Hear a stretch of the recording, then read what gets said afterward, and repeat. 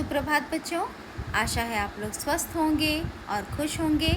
Video number 18 में और हिंदी के ऑनलाइन कक्षा में एक बार फिर से आपका बहुत बहुत स्वागत है। बच्चों, पत्र लेखन के पिछले वीडियो में हम लोगों ने सीखा कि पत्र कितने प्रकार के होते हैं और दोनों पत्रों में क्या क्या अंतर होता है। जब हम लोग अनौपचारिक पत्र लिखते हैं तो उसमें कौन सी बातें लिखनी चाहिए, किन किन बातों पर हमें ध्यान देना चाहिए और उनके लिखने के तरीके क्या क्या होते हैं, इन सभी बातों को हमने सीखा। आज हम लोग उसी अनौपचारिक पत्र के बारे में जानेंगे और उसके लिखने के तरीके के बारे में जानेंगे। आज के पत्र का विषय है अपने विद्यालय की घटना को बताते हुए चाची जी को पत्र। बच्चों, जब हम लोग अपने चाची जी को, चाचा जी को, भैया को, पिताजी को, माता जी को, नाना जी को, दादाजी को पत्र लिखते हैं तो उनके साथ आपका क्या संबंध है, इन सभी बातों पर भी ध्यान देना बहुत ही आवश्यक है। अब हम लोग आगे बढ़ते हैं बच्चों, देखते हैं कि पत्र लिखने समय हमें किन किन बातों पर ध्यान देना चाहिए। अगर हम उन बातों पर ध्यान न दें तो हमारे पत्र में कई सारी गलतियां हो सकती हैं। तो गलतियां न हो, इसे ध्यान में रखते हुए हमें इन बातों का ध्यान रखना चाहिए। पत्र पूरा बाईं तरफ से ही शुरू होगा, ठीक है, यानी आपके लेफ्ट हैंड साइड से ही पत्र का लिखना शुरू होगा। सबसे ऊपर अपना पता लिखिए, ठीक है। पत्र जब आप लिखना शुरू करेंगे तो सबसे ऊपर आप अपना पता लिखेंगे, यानी पत्र में यह जानना ज़रूरी है, यह बताना ज़रूरी है, पढ़ने वाले के लिए जानना ज़रूरी है और लिखने वाले के लिए यह बताना ज़रूरी है कि पत्र जो है वो किस स्थान से लिखा जा रहा है। तो यानी अगर आप पत्र लिख रहे हैं तो सबसे ऊपर क्या करेंगे, आप अपना पता लिखेंगे। फिर पत्र लिखने की तारीख लिखिए। पत्र लिखने की तारीख से यह पता चलता है कि पत्र किस तारीख को लिखी गई है।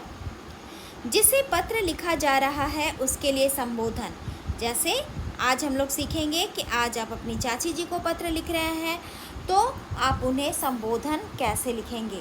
फिर अभिवादन, ठीक है, अगर आप अपने चाची जी को लिख रहे हैं तो आदरणीय चाची जी, अभिवादन के जगह पे लिखेंगे सादर चरण स्पर्श या सादर प्रणाम लिख सकते हैं, या अभिवादन हो गया।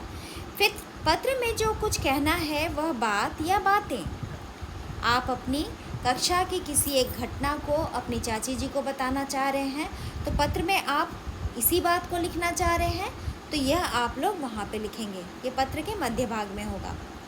पत्र पाने वाले के साथ अपना संबंध, यानी आप जिन्हें पत्र लिख रहे हैं उनके साथ आपका क्या संबंध है, उस संबंध को भी यहाँ पर आपको लिखना होगा, ठीक है।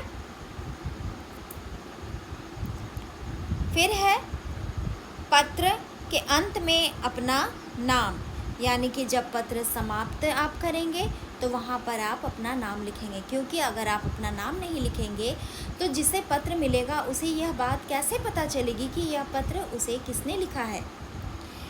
फिर पत्र को आप एक लिफाफे में डालेंगे, है ना। लिफाफा या अंतर्देशीय जो होता है उसमें अलग से लिफाफा बनाने की ज़रूरत नहीं होती, उसे हम लोग फोल्ड करते हैं और वह एक लिफाफे की तरह बन जाता है।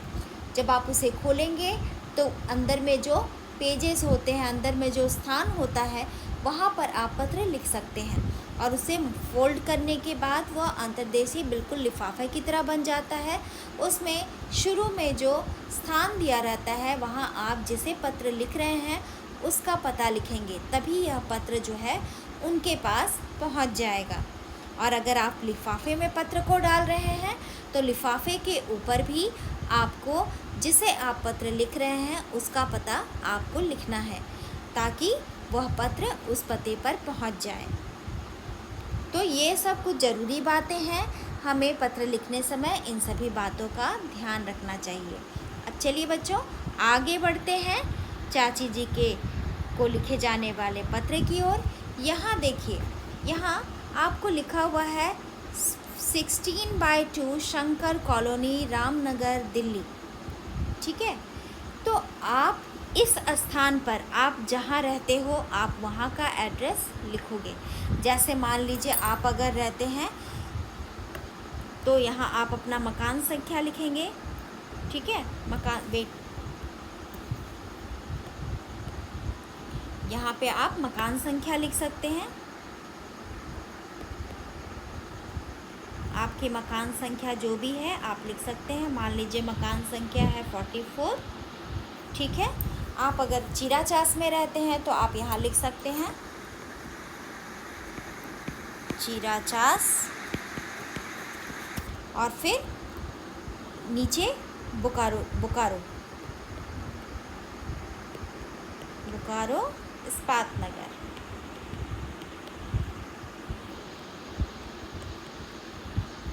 बच्चों आप अभी बोलोगे कि मैम ने तो ये राइट हैंड साइड में मुझे समझाया है, क्योंकि यहाँ पर पहले से लिखा हुआ है इसलिए ये जगह ऑक्यूपाई है, इसलिए मैं यहाँ पर नहीं लिख पाई, तो मैंने यहाँ बगल में लिखकर आपको सिखाया।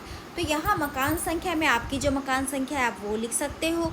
आप अगर चिराचास में रहते हो तो आप चिराचास लिख सकते हो। आप बारी कोऑपरेटिव रहते हो वहाँ लिख सकते हो। आप सिवंडी रहते हो वहाँ लिख सकते हो।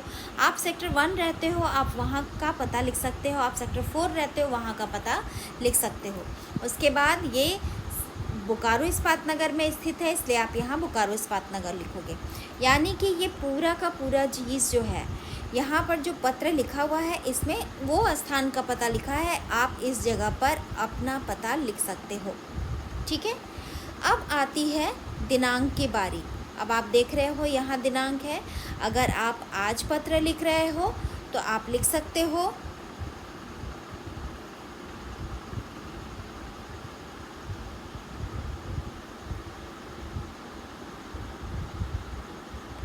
यानी कि 1 जुलाई 2021। तो यह पत्र आप जो भी पत्र जिस दिन भी लिखते हो उस दिन की तारीख लिखी जानी चाहिए। अब आप पत्र लिख तो रहे हो, पर आप पत्र किसे लिख रहे हो? आपकी चाची जी को। तो आदरणीय चाची जी, ठीक है। आदरणीय चाची जी नमस्ते, यहाँ नमस्ते लिखा है। आप यहाँ पर सादर प्रणाम भी लिख सकते हो, ठीक है। अगर आप चाहो सादर चरण स्पर्श भी लिख सकते हो,